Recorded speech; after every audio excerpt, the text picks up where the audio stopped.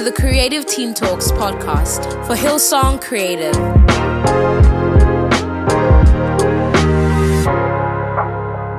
Well, hello Hillsong Creative family. My name is Steve Stavrou and I have the honour of leading our creative team at the City campus in beautiful Melbourne, Australia.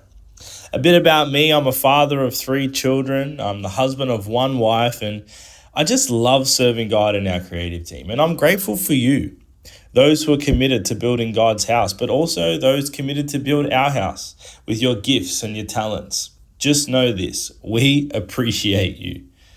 My thought today comes from the story of Moses, and I'm going to be reading from Exodus chapter 3 and 4.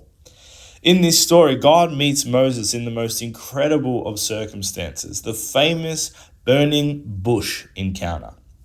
And I love that in this story, God shows his heart for humanity.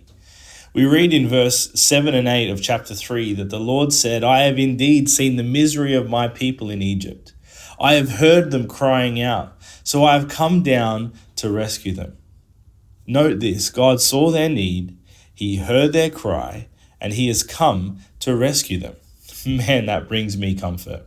In times when I may feel like I'm battling to get through, God sees me, he hears me, and he is never too far away. He cared for them, and he cares for me too. But also God's plan for their deliverance, well, it included Moses. And God's plan still includes you and me. Which brings us to verse 10, which reads, "So now, go." God goes on to give Moses some instructions and directions around how to carry out the plan which he has for him, and that comes in chapter 4. And I ask you the question today. Have you ever felt like the call of God for your season is too much? Have you ever felt like it's overwhelming or felt unequipped or maybe just flat out afraid? Well, you're not alone. But what God says to Moses, and what I believe God wants to encourage us all with, is so very simple. Verse 2 of Exodus chapter 4 says this, "What is in your hand?" What Moses had in his hand, it looked like and it felt like a staff, a stick. And you know what? He was right. But what God knew and what Moses knew were 2 different things. God knew his power, and he saw that staff could be so much more. God instructs Moses to throw that staff to the floor, and immediately it becomes a snake. That is wild. And what I love about this story is that Moses had a choice to make.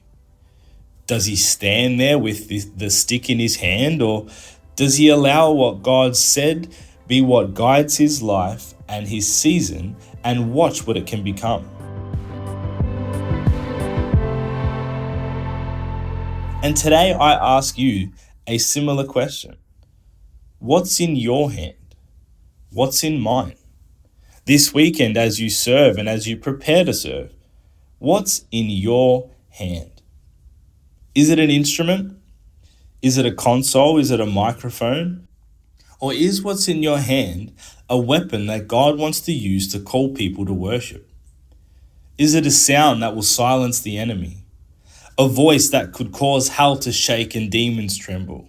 Is it a moment that could cause someone to recognize their Father in heaven loves them more than they could ever dream or imagine?